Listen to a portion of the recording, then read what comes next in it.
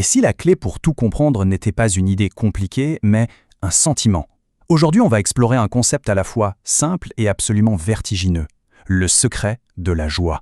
On commence très fort avec cette phrase de Sri Aurobindo, une affirmation qui bouscule un peu tout. Il ne parle pas du petit bonheur de tous les jours, non. Il suggère que la joie, la vraie, la pure, c'est le chemin lui-même vers la connaissance suprême. C'est une idée assez folle quand on y pense. Forcément, la question qui vient tout de suite, c'est de quoi parle-t-on exactement? Si cette joie est la clé, comment on fait pour pas la confondre avec un simple plaisir qui va et qui vient? Et surtout, est-ce qu'il y a un chemin pour la trouver? C'est tout l'objet de notre exploration.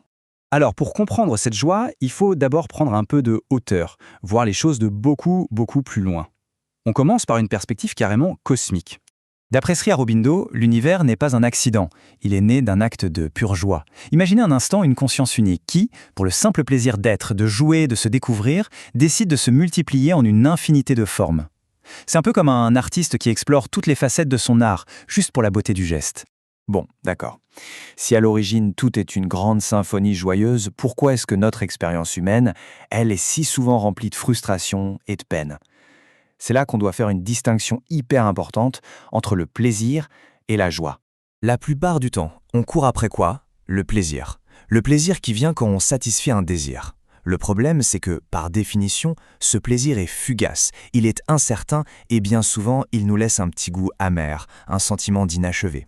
La vraie joie, elle, c'est complètement autre chose. C'est un état d'être, un état constant, pur, qui nous remplit vraiment. C'est ça le but du jeu.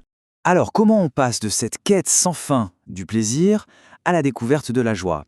La mère nous propose une sorte de méthode, un cheminement très concret en 3 étapes. La première étape, c'est l'observation. Regarder en face et admettre que, oui, satisfaire nos désirs, ça nous laisse sur notre faim. Ensuite, la deuxième étape, c'est la maîtrise. Et là, c'est la grosse surprise. On découvre qu'il y a une joie bien plus profonde et bien plus solide à surmonter un désir qu'à lui céder. Et c'est seulement quand on est libéré de cette course que la troisième étape devient possible. S'ouvrir.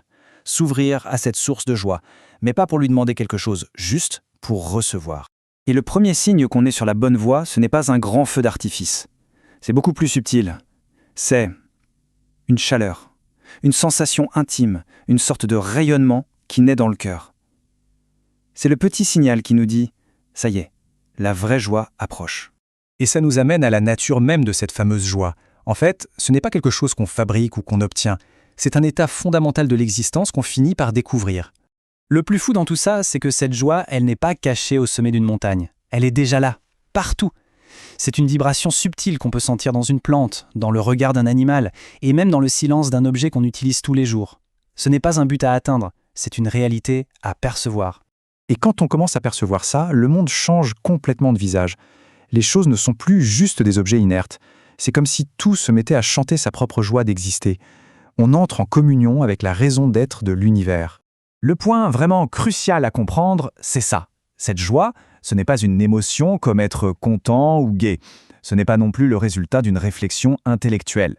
C'est un état d'être, un état à la fois subtil et incroyablement intense qui finit par imprégner tout, jusqu'à la moindre de nos cellules.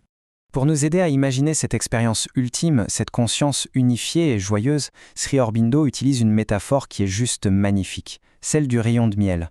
Alors, comment on peut se représenter une conscience qui est à la fois unique et multiple, à la fois l'ensemble et chaque partie? C'est compliqué, hein? Sri Aurobindo nous propose cette image du rayon de miel pour nous aider.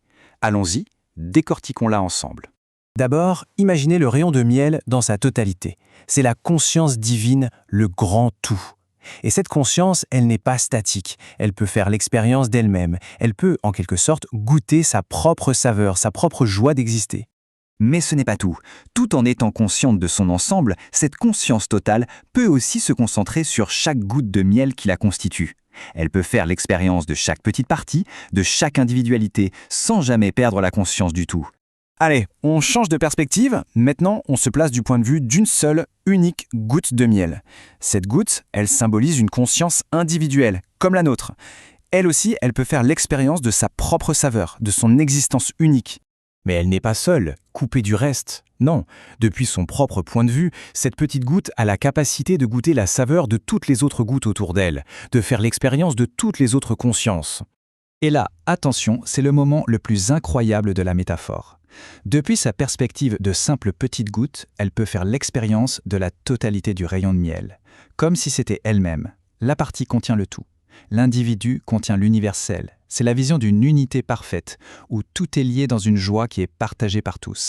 Pour finir, on va aborder une question un peu philosophique qui découle de tout ça. Si la réalité ultime, c'est cette harmonie parfaite et joyeuse, comment on explique tout le chaos et la souffrance qu'on voit dans le monde ? Le texte nous met face à une apparente contradiction. D'un côté, on nous dit que c'est une erreur de penser que la volonté divine agit toujours de façon visible ouvertement. Et de l'autre, on nous dit que tout ce qui arrive est le fait de cette même volonté. Alors ? La solution de ce paradoxe est en fait assez simple. La volonté divine est toujours à l'œuvre, mais la plupart du temps, elle agit de manière cachée, invisible, en coulisses. Les rares fois où elle se manifeste de manière directe et évidente, c'est ce qu'on appelle un miracle. L'action est donc constante, mais sa visibilité, elle, est exceptionnelle. Et on va se quitter sur cette pensée vertigineuse. Sri Aurobindo parle des souffrances du monde comme des discordances préliminaires, qui sont aussi terribles que l'harmonie finale sera grandiose. Et si tout ce chaos n'était que l'orchestre en train de s'accorder, juste avant de jouer une fugue de béatitude divine ? C'est une perspective qui change tout.